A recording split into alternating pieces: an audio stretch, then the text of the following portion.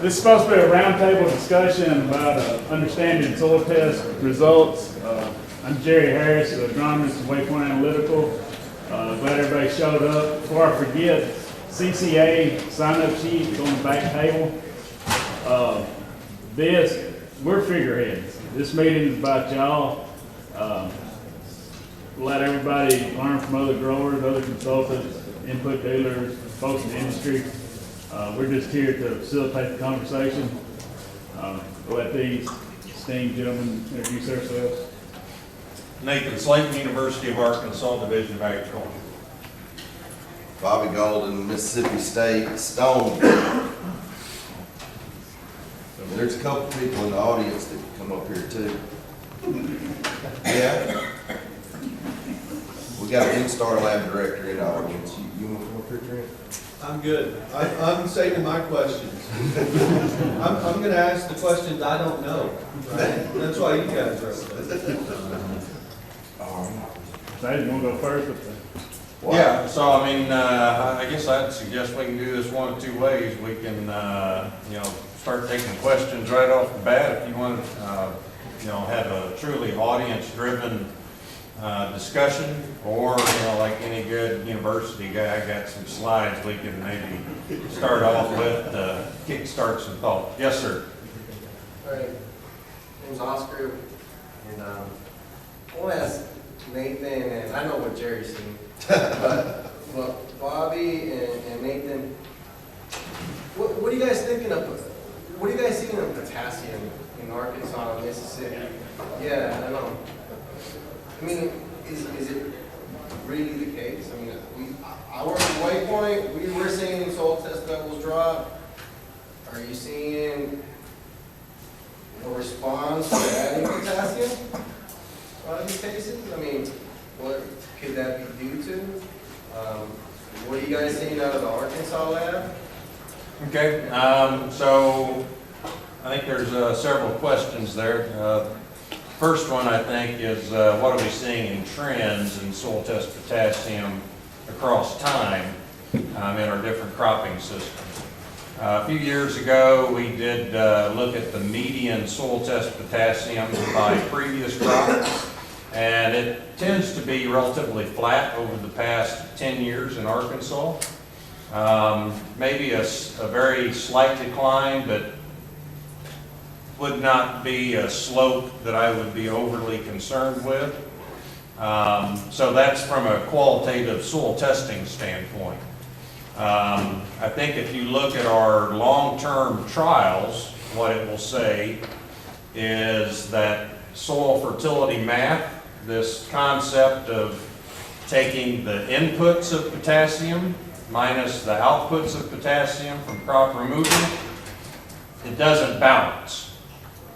Okay, and yeah, I know that's, you can call me a traitor, you can call me a heretic for saying that, but I'm just telling you what our data says from a long-term perspective, primarily in rice soybean rotations.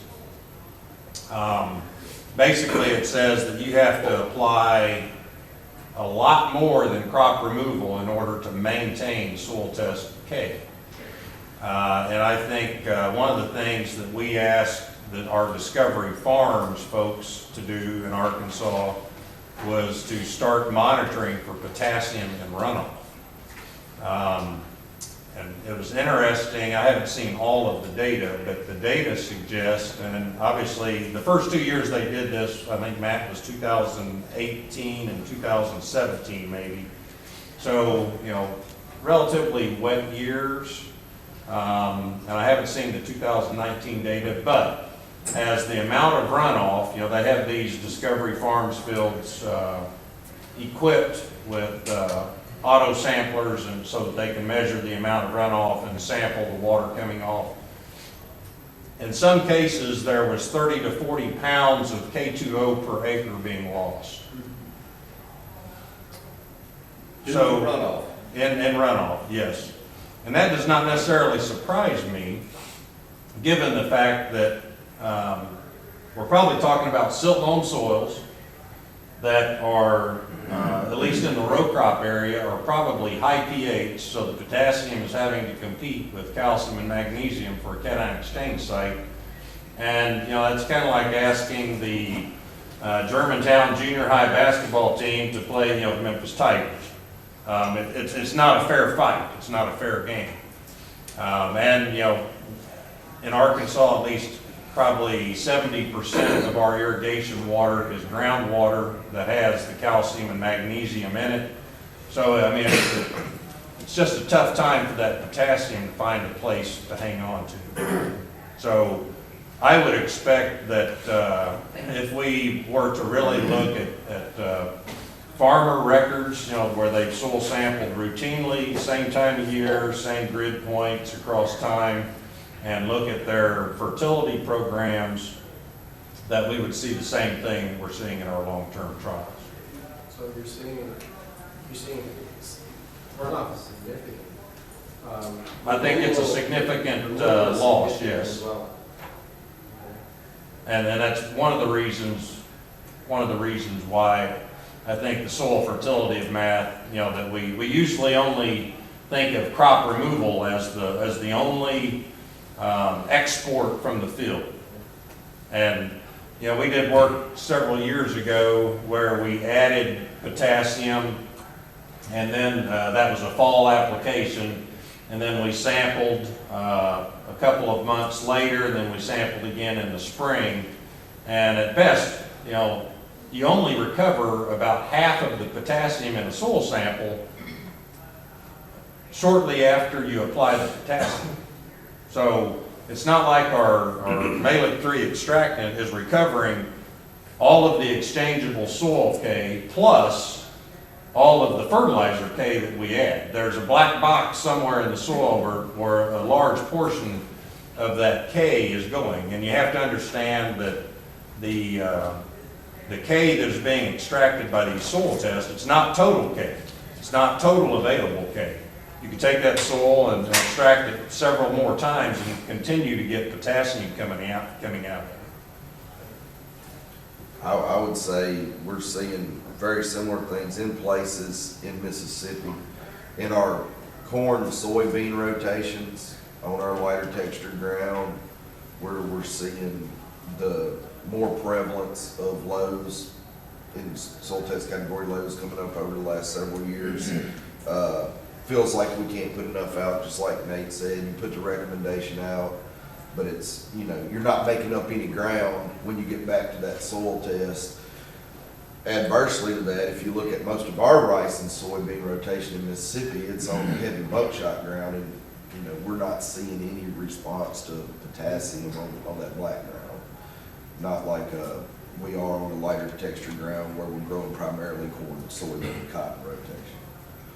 But we've, I guess, the last several years, we've been working on recorrelating, calibrating for corn and soybeans, and our quote-unquote critical level has moved. And here, I guess in the last week, we just revised some potassium recommendations because of that. What is your critical level you're seeing? About 150 parts per million.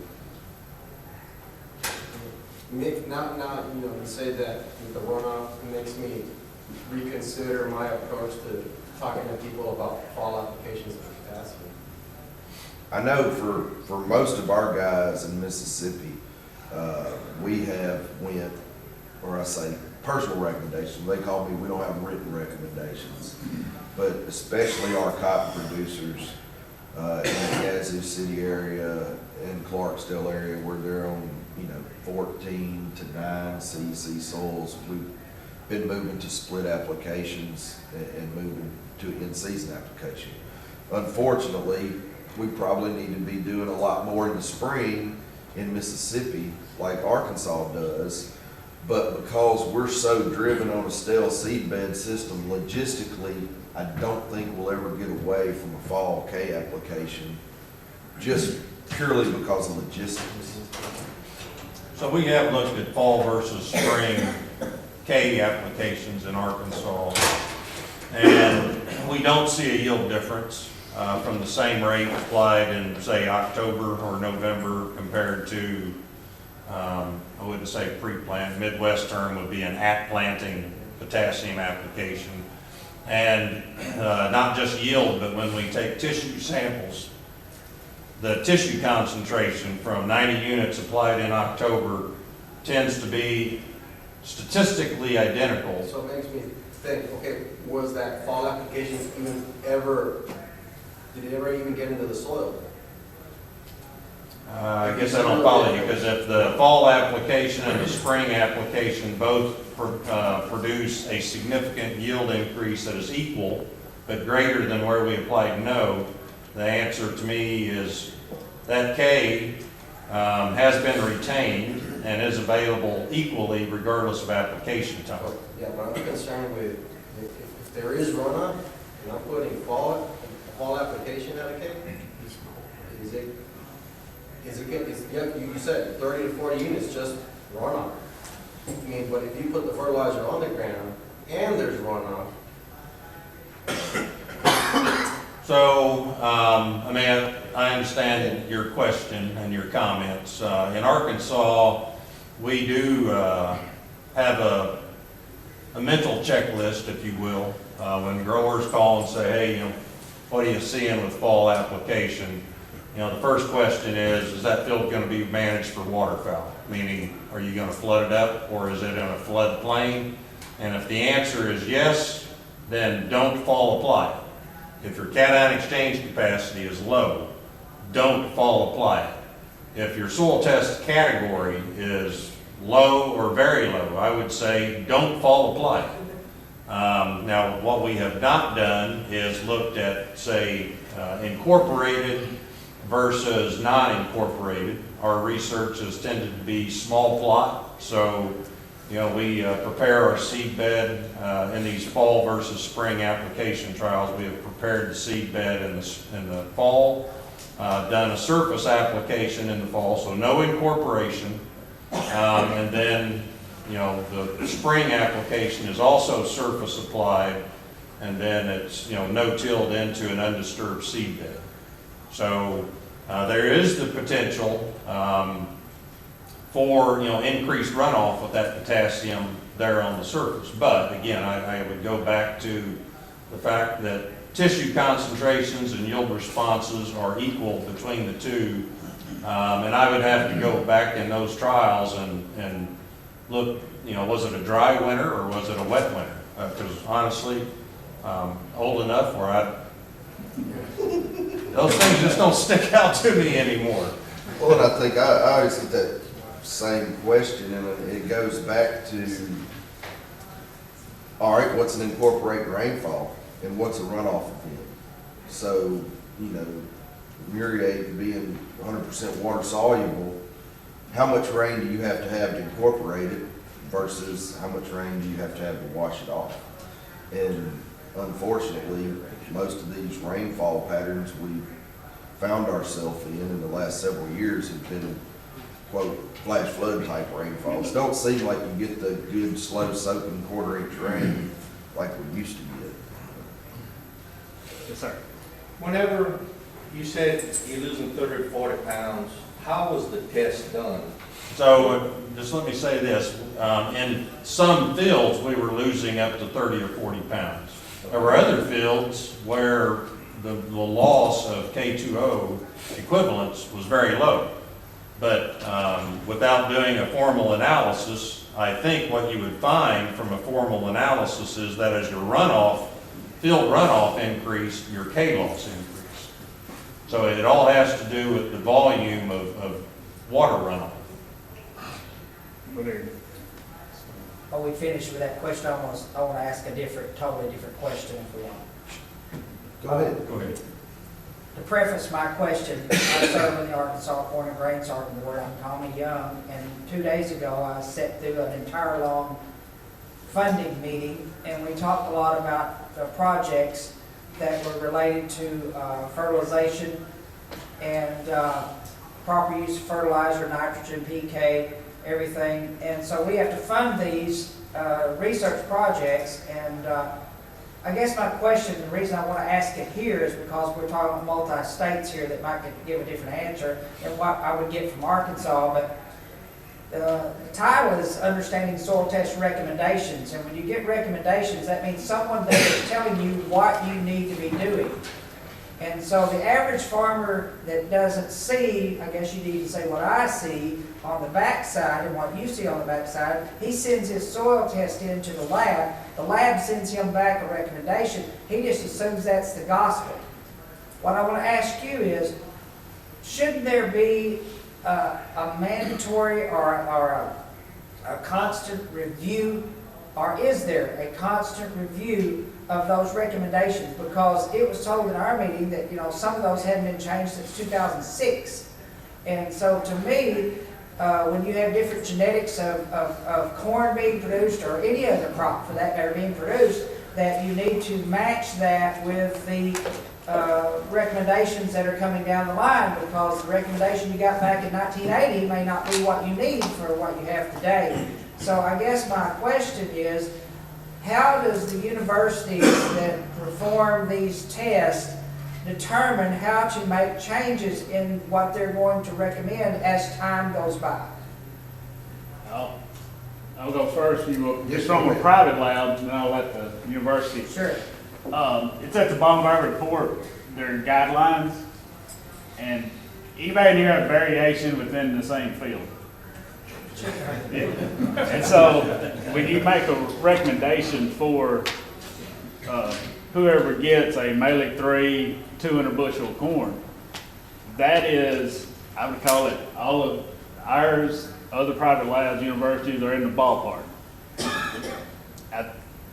And it's our fault we're not educating growers to say this will be right for a percentage of acres.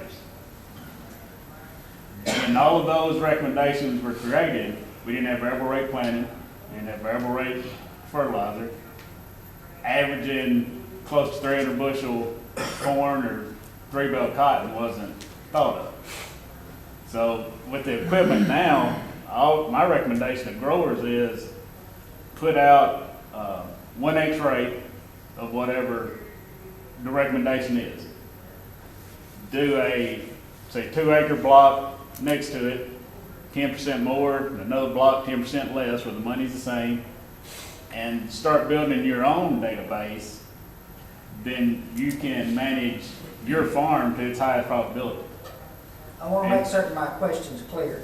What I'm trying to get across is the boards that are having these checkoff boards are spending like, on a 3-year project, $200,000 to come up with a project when you get an end result. I guess what I want to ask is, how is that information with all these different projects throughout all the different commodities, when these universities are putting these recommendations out? I'm sure the guy that's doing the test has got some sort of guideline there. Well, I'm going to recommend this based on this test. How do you make those changes be changed? You know, I see what you're saying, but I'm talking about in general terms.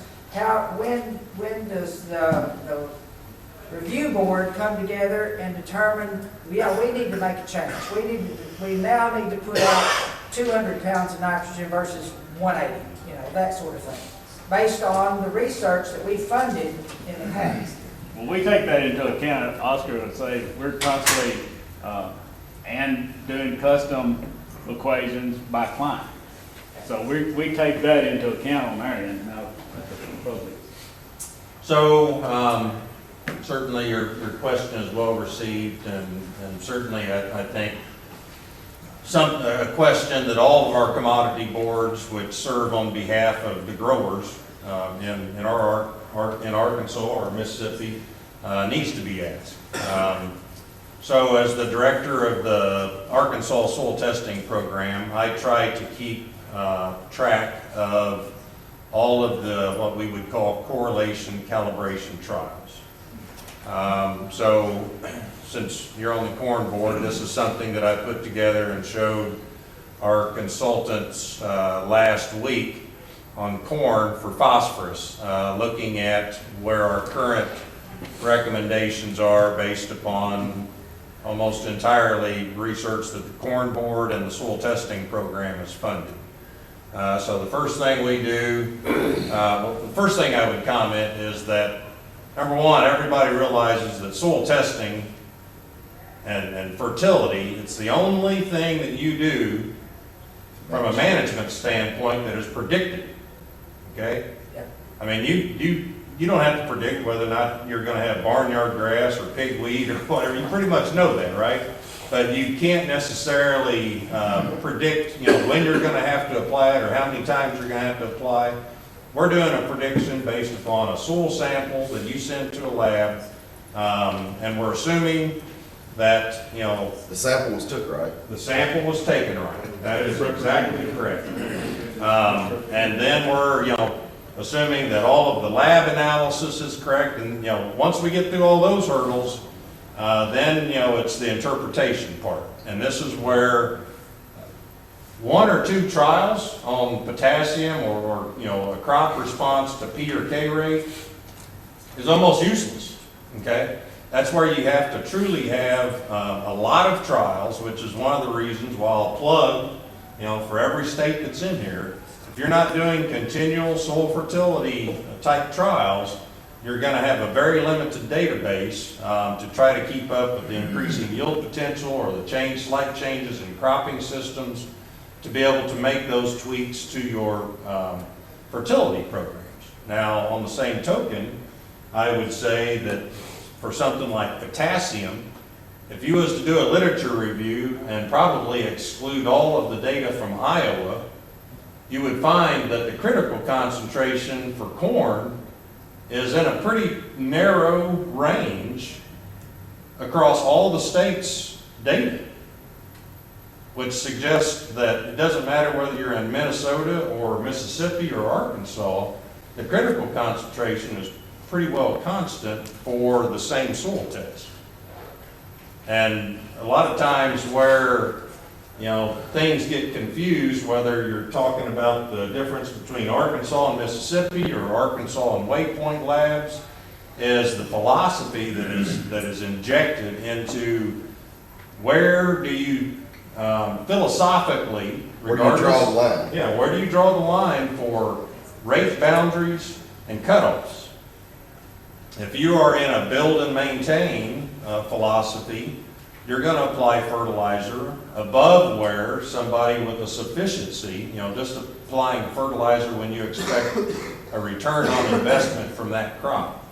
So there is an effort underway among a large number of land-grant universities in the U.S. to come up with a database that all land grants would contribute information to, that would allow private labs, public labs, growers, farm service providers to go in and extract data and develop, critical concentrations based on either state, geographic region, crop.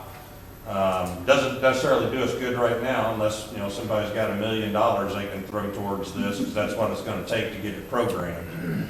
But Australia did this several years ago with pretty good success. The other thing I'll add that makes interpretation of results difficult, and in addition to this interpretation or philosophy, is the fact that and I don't know this to be the case, this is just a hypothetical example, that what Bobby or Jerry calls a medium soil test, they may have a different definition of medium than what the University of Arkansas has. And that is another one of the objectives of this multi-state group we all know that the end users, you guys sitting out there in the audience, are frustrated because you can look at 3 different soil test reports and have the same number on it, get 3 completely different interpretations or fertilizer recommendations, and you're saying who's right and who's wrong. That's exactly right. Well, and it goes back to philosophy. So if you take, for Mississippi example, if you're sending it to the Mississippi State Soil Test Lab and you're getting that number, that number also takes into account soil CEC, where it's split again, where the recommendation is for potassium range. It's not just, okay, here's our categories, it's categories within a CEC range, specific CEC range. So instead of looking at a matrix of, here's very low to optimum, and I've got, here's my rate structure for the whole state of Arkansas, you've got, here's my rate structure for CECs between 0 and 6, 6 to 12, 12 and 18, all the way up to buckshot, you know. And the more complex it gets, the more differences in those recommendations become. And I think that's why in most arenas, and what Nathan's been talking about this national database, is we keep it simple, keep everybody on the same page, because in this, you hear, all of y'all hear about big data, big data, big data. Who owns the data, the big data? Well, to make an accurate soil test, you have to have big data, okay? You talked about promotion boards funding this. Until I got to Mississippi State and said, this is what I want to do, Wayne can tell you, he's been there for 35 years. Mississippi hadn't funded correlation calibration work since J.D. Lancaster was there in the 60s, right? So we're starting over, and we're starting on these new varieties. And if you look at where we're drawing our lines, they're a little bit higher than where we drew the lines when I was working at University of Arkansas with Nathan in 2006. But that's, 10 to 13 years since we did it last time. To your question, the way it operates in Mississippi, so we have 2 meetings a year with the Soil Test Review Committee. The soil fertility people and the state specialist for each representative crop. We send an email out, say, do you have anything you want to be considered at the meeting? And then generally, it takes about a year. Have the first meeting, do the next meeting, and then if you have enough valid data to, I hate to say it, kind of like these dang impeachment hearings, right? You get 10 people in a room with opinions, and you know what that leads to. But if you have enough data that you can sway the people on that committee, the recommendation will be changed and incorporated for the next year. Thank you. That's what, because if we're going to fund these type of things, these dollars are coming from the farmers. And if we're going to fund these projects and have these fertilization projects that cost hundreds of thousands of dollars, there needs to be review boards, and the review needs to be hard reviewed dramatically every 3 years, it looks to me like, at least. And the way you're doing it, I'm glad to know that that's the way, and I'm hoping that's the way it is in Arkansas as well. Thank you for your time. I appreciate the information. Well, a couple of comments along the same line. The key word that you may not have understood or heard, correlation calibration. Mississippi doesn't use the same soil test as Arkansas, but our recommendations in the state are correlated and calibrated to the Lancaster method. Now, whether it's right or wrong, it's what we have calibrations for in Mississippi. The problem is, J.D. Lancaster retired when I came in 1980. J.D. retired 2 years later. Soybean yields were about 20 bushel. Corn yields were non-existent because we didn't grow much corn. Okay, so now we've got corn at yields, state average 185 bushel. Okay, is it proportional? Growing 50 bushel corn, 180 bushel corn, does it take 3 or 4 times that? We don't know. Are the plants more efficient? So the correlation calibration that Nathan listed is key with the types of varieties we grow now. So it almost has to be a continual process. And like Bobby said, during my career, that money was non-existent.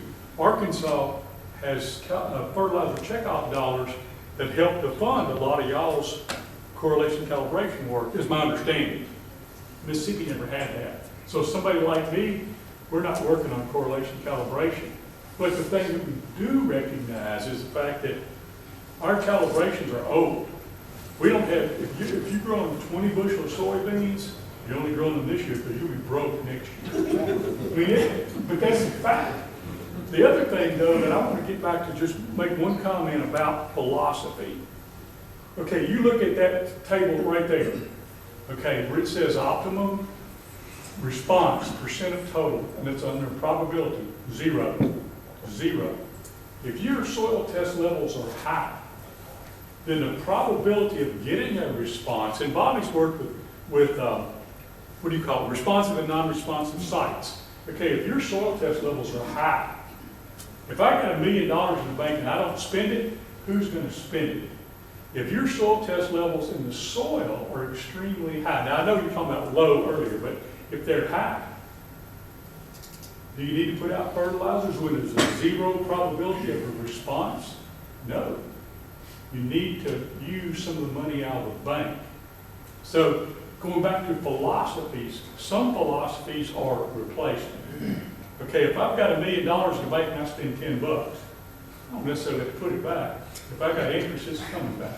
You know, in rainfall or something like that. I mean, these are things that, you know, that philosophy. I've got a farmer, Bobby knows him, Cecil Brookins from Louisiana. I don't think Cecil's here. But Cecil would come to my office in Mississippi and go, you know, I took soil samples and I split them and I sent them to 5 different labs and they're not the same results. Cecil, stop doing that. Pick the lab you're most comfortable with and send them to one lab. They're not going to be the same. The recommendations may not even be the same, depending on what that philosophy is. Okay, if I'm growing 200 bushel of corn and the test lab's philosophy is to replace that 200 bushel, doesn't matter what the soil. Nathan's talking about build up and maintenance. Okay, that's maintenance. You take it out, put it back. You don't build up, you don't pull down. You know, Illinois, when I was there, you had recommendations. If you were above a certain level, you don't put out anything because the probability of response is 0. So if you don't have a possibility of a response, why put it out there? You're spending money. Now, if you make good money, you've made a lot of money this year, it's bankable with incorporation. Put that P&K in the soil, it's bankable. Okay, next year, the year of potassium went to $1,130 a ton. The farmer said, can I cut my rate? Well, what's your soil test? I don't know. Well, I'm sorry, I can't help you because I don't know. If you're in the low range, $1,130 can be profitable for you. If you're in the high range, it's not.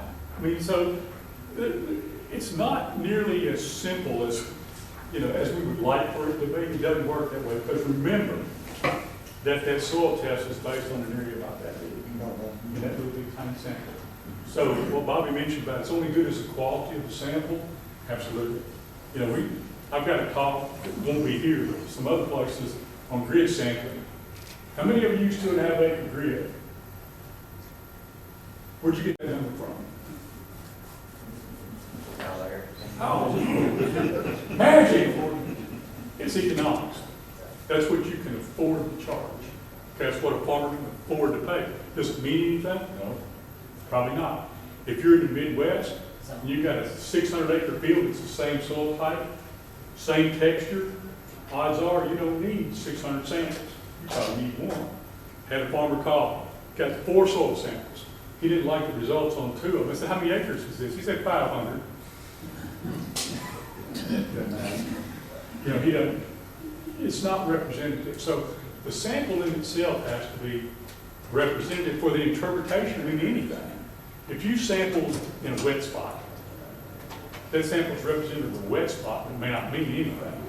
Because in a dry year, that wet spot might grow something.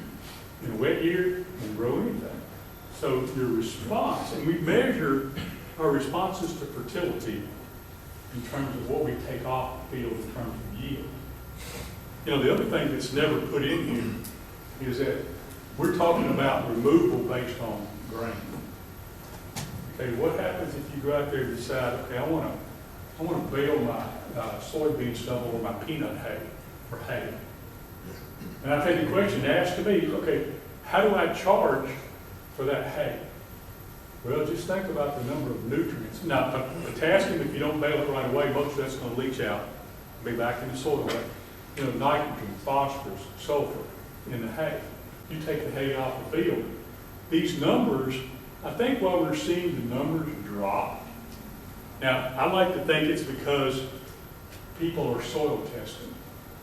Okay? If I've never soil tested and my soil test levels are low, then what happens to the state average? It's gonna go down because these guys have never, and we're in the low range.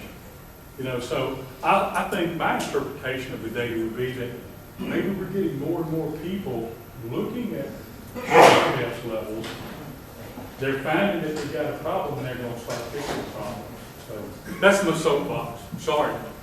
Tommy, I'd add one more thing to what you said, or what you asked about how frequently are these recommendations evaluated.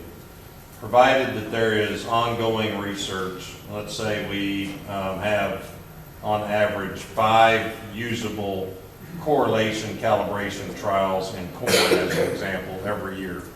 I would say that at the greatest frequency, 5 years would be an adequate time to reevaluate that, because 5 times 5, that means you've got 25 new sites to place into a matrix to see what the response frequency is and the magnitude is. And anything less than that, I would not feel like I had an adequate data set to fully evaluate. That's the answer to my question, because typically research is done 3 years, 3 years, 6 years, and you have some board member there that, I'm gonna use the term naive, and he says, well, I don't wanna spend $600,000 on another project. Well, you know, it's ongoing and need to. And so the review board part is what needs to be conveyed to these boards and say, this is how we make our changes, and therefore the farmers getting these results can be assured that they're getting the best based on the technology and the research that's been done, that's been paid for by them. Thank you very much. Well, I think, I appreciate that. and I do a lot of that, and I think the issue with something like Nathan said, with soil testing research, it's not sexy, it's not flashy, it takes time, and for a simple project where we're gonna go out there and see if this burn down herbicide works, and you can get it in a simple funded cycle. But I know our data, before I could make that review board change our soil test K recommendation, I had 42 site years before they felt like I had enough. They said 5 a year. Well, we do 10 a year in hopes to get 5, because when I put this on your farm and your combine driver comes through there at 10 o'clock because a storm's coming, and whoops, you know, you lose it all, right? So we hope to get 5 a year. So that's why we plan for more, and that's why it takes so much time doing, because most of the correlation calibration work has to be done on farm. It cannot be done on a research station because of the history of fertilizational research. You got to go to the bad spot. You answered my question. Thank you very much. I appreciate the time. Other questions? While we're on Willis office. Come on, Richard. Are you pointing to me? Yeah, I'm pointing to you, Richard. You asked a question to somebody other than me this time. Yeah, well, I've always asked you this question. I know, that's why I said ask him. So, you've got this high-low optimum range up here across 50 soil types, yada, yada, yada. So I've got some soil that fall into the medium optimum on phosphorus, they fall into the medium optimum on potassium. So a lot of times when I get something from Waypoint, Waters, yada, yada, yada, I get no recommendation for phosphorus or potassium. My magnesium's running 6,000 to 8,000 pounds, calcium running 13,000 to 14,000 pounds, pHs are 7.4 to 8.1. That soil's got to have something extra, because is all that tied up? I mean, does it have to have something extra if I'm not getting any recommendation? Base saturation on potassium is like 1 or less. So is that getting released? Even though it's saying it's there, is it getting released from that plant, or do I need to be putting something there? I'm not getting a recommendation, but my feeling is, and then talking to Bobby and other people, is yes, you need extra there because of all those bad things that are going on in that soil. I guess my response to that would be, where was the recommendation developed and on what soils? And if it was developed on soils that have a pH of 5.5 to 6 and are subscribe to the basic cation saturation ratio, the optimum concept, yeah, the recommendation itself may not be correct. But if those recommendations, the guidelines, were developed on soils that are optimum to medium and have 10,000 pounds of exchangeable calcium per acre and 6,000 pounds of exchangeable magnesium, I'm telling you that you need to trust the correlation. But the key there is asking, and the key is, where is the data? Can you show it to me? And I'm not going to speak for private labs, but I'll speak for many land grants, because we've had this conversation amongst ourselves. You go to 15 land grant universities in the southeast United States and say, show me your correlation calibration graphs for corn. Exactly. It may have existed in the 60s. Well, and that's a statement before I got there and started working on it, I said, show them to me, and it was drawn with a pen. Jack Barco has Lancaster's file, and it's a hand-drawn calibration. That's what we were working on prior to I got to Mississippi State in 2011. You guys are 2 steps ahead of at least 13 other states. That's because Barco has Lancaster's files.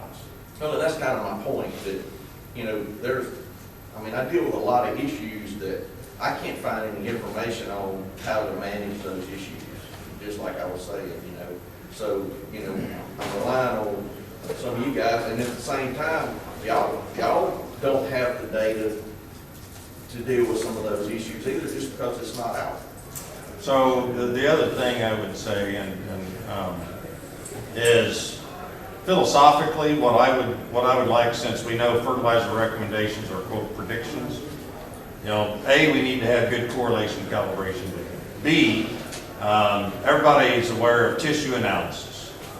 It would be great to have very robust and dynamic tissue analysis programs that we can go out and say, okay, we're going to monitor for potassium in this crop, because I can save $30 per acre across 2,000 acres on this crop of fertilizer, and I can spend a few $100 on timely tissue analysis to know whether or not my pre-plant predictions and fertilizer rates were accurate.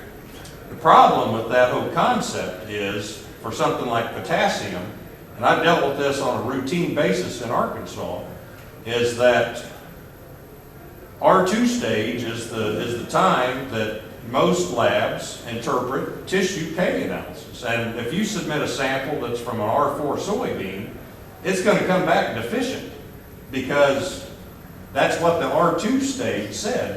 But it's not at R2, and the R4 concentration is much lower than at R2.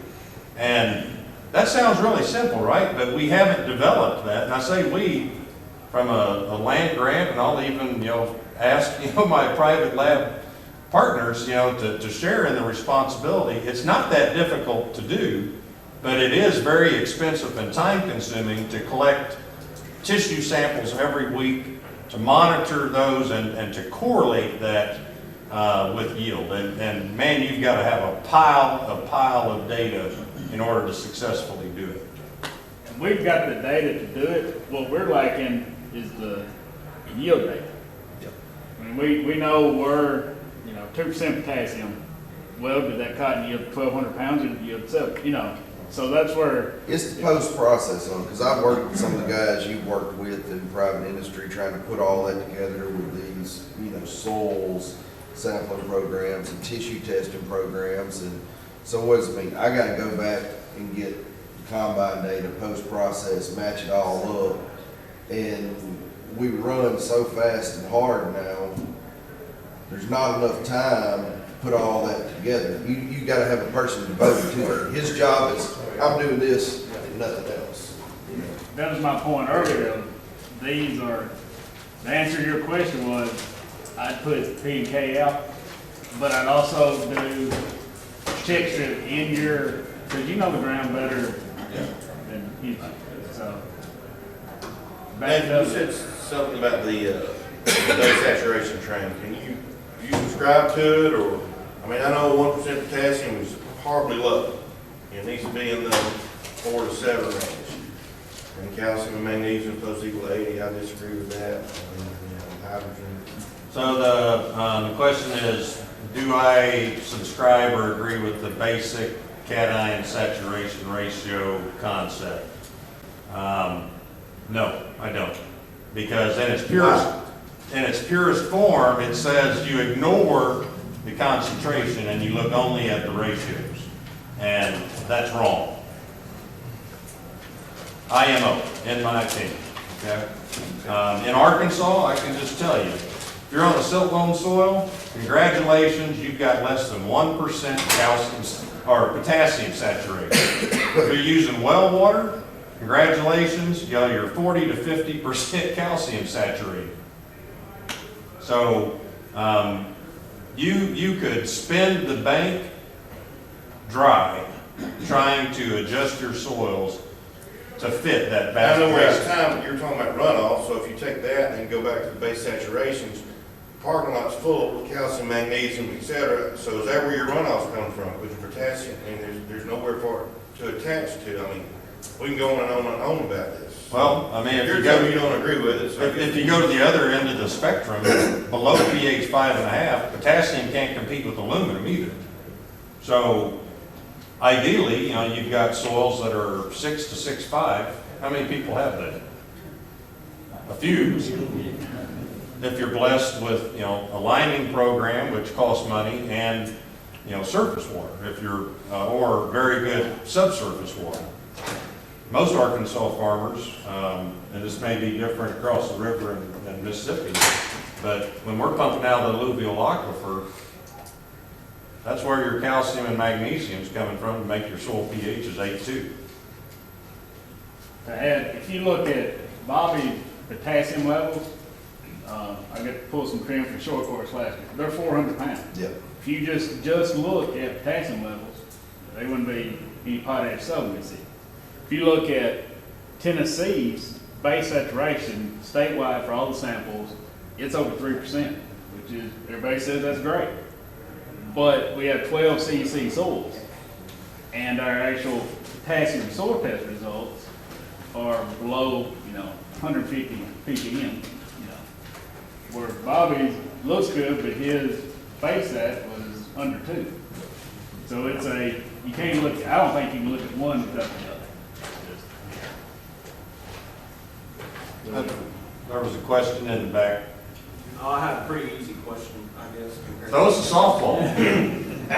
Come on, Hydro. So on these low CEC soils, or soils where our soil test K is really low, and our recommendation is calling for 250 pounds of K or whatever.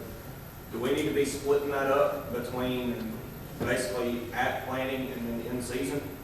Would that be more beneficial to get that to the plant, or do we just need to put it all out one shot?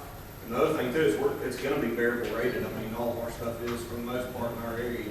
So, is it beneficial to put it out in season like that? I'm gonna steal one of Oscar's answers, it competes. That's his favorite go-to. But we ran tests in Missouri where we split some, had significant yield bump. In Arkansas, we didn't. We just need to get more observations from our side. I don't know what y'all. So I'll be honest, I haven't worked on the low CEC soils that you're talking about, but on our silt loam soils, say like a pine tree where we've done potassium work with soybean, I guess my question would be, why would we, if we're seeing a response to split, why would we even consider coming out pre-plant if that potassium is moving to the point that the plant is not picking it up? Because with soybean, I can take a soil that's 40 ppm, lit up like a Christmas tree at V4, V5, R1, apply potassium at R1, R2 stage, produce full yield. So you're saying apply all in season, is what you're saying? Yeah, if that's a reasonable option. If logistics offer it for you, our data says kind of similar, that if you get it out before it's too late in the season, you're okay. The problem with that, and everyone in that room knows, is logistics. All right, I got the crop up, how am I gonna run a fertilizer spreader over it? Because not everybody's gonna pay for $8 airplane to run over the top of it. Well, another thing we've got too is, we've got guys that are literally, if the co-op or the nutrient or Coleman or Sanders or whoever is spreading their fertilizer for them and running that prescription, they'll delay planting until they get that stuff spread out. Well, why not just throw it out in the season? Yeah, we say that all the time, but you look at us, all right, so, and when I keep bringing in logistics, why I bring in logistics is, we all work off the river, right? There is not a lot of fertilizer warehouse space in the state of Mississippi. It's coming straight off the barges. So we gotta do it when we can do it. And is it perfect? No, but nothing about farming is. So let's do the best job we can do with what we got to work with until we can get enough data to say, no, this is 100%. But on the splits, Tyler, and the cotton, we've seen good results. One thing we've seen, particularly in rice, when we start really refining that data set down and start looking at specific pH ranges, when we get to pH above 7.5, moving our phosphorus further into the season is giving us a tremendous yield advantage for putting it out in the fall. So on your fertilizer, where you're talking about, you're seeing, you got good data on your splits. What is the latest that you're seeing that data trend out to? You know, Nathan's got data in soybeans later than me. Ours cut off at R3. As long as we get the potash out to R3, we can make yield. I think you went all the way out to R4. Well, we've put potash out all the way up to R6 in beans. When you have a severe deficiency, probably 25 days after bloom, if you haven't got your potash out, you're losing yield. If you have what I would call hidden hunger, where you don't see a deficiency symptom until pod fill during late R5, that's when you start seeing the yellowing on the tips. You can go all the way to R4 stage without seeing a yield loss. So, Our cotton, we haven't went any later than full bloom. so do you see any difference in products, like liquid products versus granular products, wide drop versus broadcast spreading? The only thing that we've looked at is muriate of potash,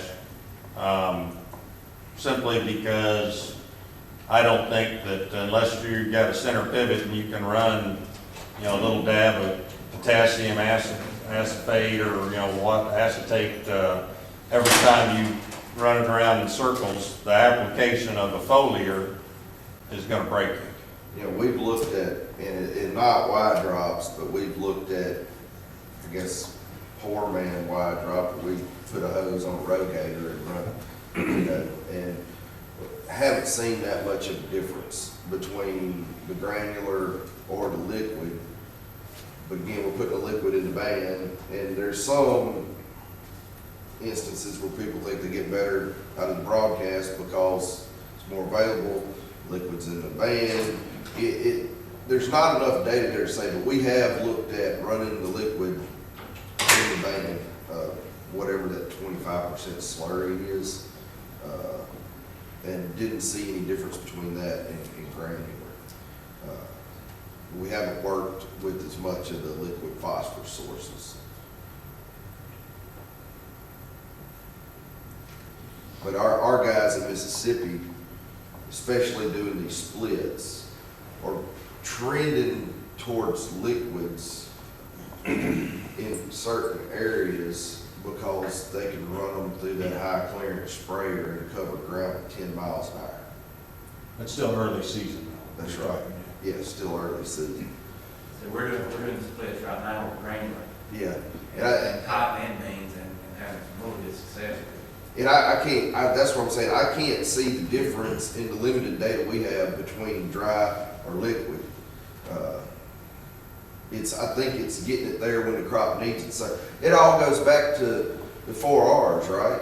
Right time, right place, right rate. And in the whole realm of this, we've never wanted to spend the money to do that, put it out in the fall cause logistics. But now that we're growing 100 bushel beans, maybe it's the economics dictates we can put it out in season. And y'all want to go eat lunch because it's like 12.